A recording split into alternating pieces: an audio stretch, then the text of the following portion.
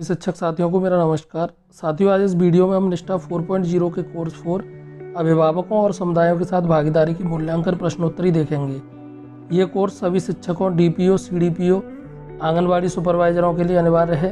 अगर आप पहली बार हमारे चैनल पर आए हैं तो चैनल को सब्सक्राइब कर लें। वीडियो पसंद आए तो लाइक और शेयर कर दें, जिससे और भी शिक्षक साथी इसका लाभ ले सकें। साथियों, आपको हमारे चैनल के प्लेलिस्ट सेक्शन में निष्ठा 4.0 ECCE प्लेलिस्ट मिलेगी। इस प्लेलिस्ट में आपको सभी कोर्स की मूल्यांकन प्रश्नोत्तरी मिल जाएगी। अगर हम प्रश्नोत्तरी की बात करें तो यहाँ पर सभी प्रश्नों के उत्तर देने के लिए आपको अधिकतम 3 प्रयास मिलेंगे, और अगर आप 70% से कम अंक लेकर आते हैं तो आपको इस कोर्स का प्रमाण पत्र नहीं मिलेगा। तो प्रमाण पत्र के लिए आपको 70% या उससे अधिक अंक लाने हैं, तभी आपको प्रमाण पत्र मिलेगा। आइए अब हम प्रश्नोत्तरी भाग को देख। अभिभावक यदि घर पर बच्चों की सीखने में सहायता करना चाहते हैं तो उनके लिए क्या जानना आवश्यक है? सही आंसर है संबंधित अवस्था के लिए सीखने के प्रतिफल। समुदाय की भागीदारी स्कूल और बच्चों के लिए लाभकारी क्यों है? तो इसका सही आंसर है समुदाय के पास बहुत प्रकार के संसाधन हैं, भौतिक, वित्तीय और मानवीय, जो आंगनबाड़ी, प्री स्कूल और बच्चों के लिए सहायक हो सकते हैं। आधारभूत भाषा और साक्षरता कौशल संबंधित है। इसका सही उत्तर है बच्चों के भाषा, अभिव्यक्ति, संप्रेषण आदि कौशलों से। अगला प्रश्न, अभिभावकों एवं समुदाय सदस्यों को प्री स्कूल कार्यक्रमों में डैश के माध्यम से शामिल करना चाहिए। तो इसका सही आंसर है नियमित संवाद, वर्कशॉप, PTM और अभिभावकों की कॉन्फ्रेंस। अगला प्रश्न देख लेते हैं। अभिभावक अपने बच्चों के साथ मिलकर गा सकते हैं और उन्हें डैश पहचानने के लिए प्रोत्साहित कर सकते हैं। तो इसका सही आंसर है कविता, गीत में तुकांत शब्द। कविता और गीत में तुकांत शब्द। आंगनबाड़ी, प्री स्कूल में अभिभावकों की कम भागीदारी का सबसे मुख्य कारण क्या है? तो इसका सही आंसर है अभिभावकों और शिक्षकों का सार्थक भागीदारी के विकास पर उचित अभिविन्यास नहीं हुआ है। निम्नलिखित में से कौन सी गतिविधि अभिभावकों को शामिल करने के लिए बताई गई है?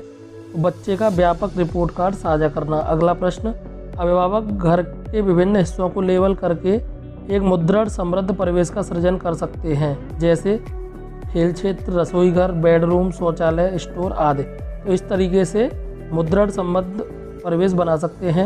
निम्नलिखित में से कौन सी गतिविधि बच्चों में प्रारंभिक संख्या ज्ञान को बढ़ावा देने वाली नहीं है? इसका सही आंसर है अक्षर को ट्रेस करना। अगला प्रश्न, बच्चों के सीखने में सहायता करने के लिए अभिभावकों को शिक्षित करने में कौन से तरीके का सबसे अधिक प्रयोग किया जाना चाहिए? तो अभिभावकों की सुविधा अनुसार औपचारिक और अनौपचारिक बातचीत करते रहना। अगला प्रश्न, स्कूल और परिवारों के मध्य मजबूत बंधन विकसित करने का अनुकूल तरीका क्या होना चाहिए? तो इसका सही आंसर है बच्चों के सीखने और विकास के सभी पहलुओं पर दोनों ओर से लगातार बातचीत हो।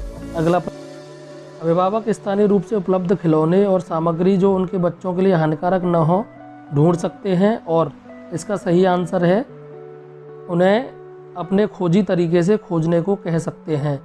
अगला प्रश्न, अभिभावकों को डैश के लिए चिन्हित सीखने के प्रतिफलों की जानकारी दी जानी चाहिए। तो इसका सही आंसर है संपूर्ण बुनियादी अवस्था। संपूर्ण बुनियादी अवस्था के लिए। अगला प्रश्न, आधारभूत भाषा और साक्षरता कौशल संबंधित है। इसका सही आंसर बच्चों के भाषा, अभिव्यक्ति, संप्रेषण आदि कौशलों से। अगला प्रश्न, ECC एडवोकेसी प्रोग्रामों को समुदायों के लिए आयोजित करने के विभिन्न तरीके हो सकते हैं। तो इसका सही आंसर है स्थानीय नृत्य, लोकगीत, नुक्कड़ नाटक, कठपुतली शो। अगला प्रश्न, निम्नलिखित में से कौन सी संस्था प्री स्कूल का प्रतिनिधित्व नहीं करती?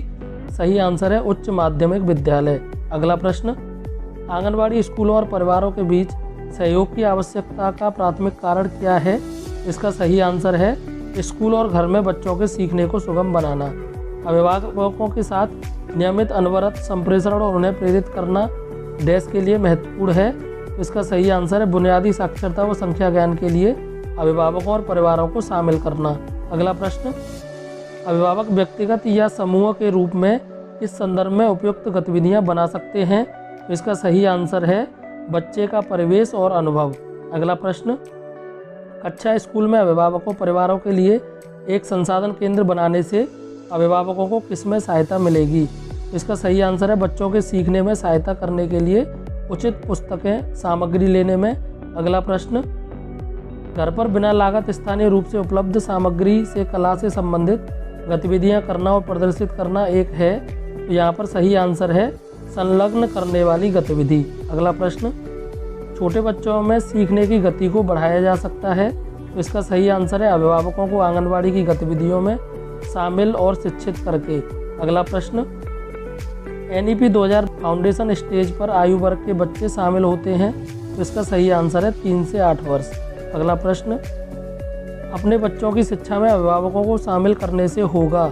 इसका सही आंसर है बच्चों के सीखने और विकास में एक महत्वपूर्ण तत्व। अगला प्रश्न, अभिभावक समुदाय के कचरा, बची हुई चीज़ें और पुनर्चक्रित सामग्री एकत्रित करने और लाने से क्या सहायता मिलेगी?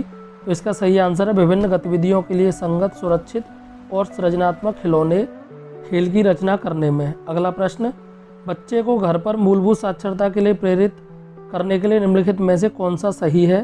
तो इसका सही आंसर है साझा पठन। अगला प्रश्न, अभिभावक कहानियों में बच्चों की रुचि बढ़ाने के लिए कौन सी गतिविधि कर सकते हैं? सही आंसर है सस्वर पढ़ना। आंगनबाड़ी कार्यकर्ती शिक्षकों द्वारा नियमित जानकारी अभिभावकों को कैसे दी जानी चाहिए? तो इसका सही आंसर है डायरी में नोट लिखकर। अगला प्रश्न, समुदाय और अभिभावकों को बच्चों के सीखने के स्तरों की जानकारी क्यों दी जानी चाहिए? तो इसका सही आंसर है बेहतर सीखने के प्रतिफल प्राप्त करने के लिए। घर पर उत्प्रेरक सीखने का परिवेश क्या प्रदान करके सृजित किया जा सकता है?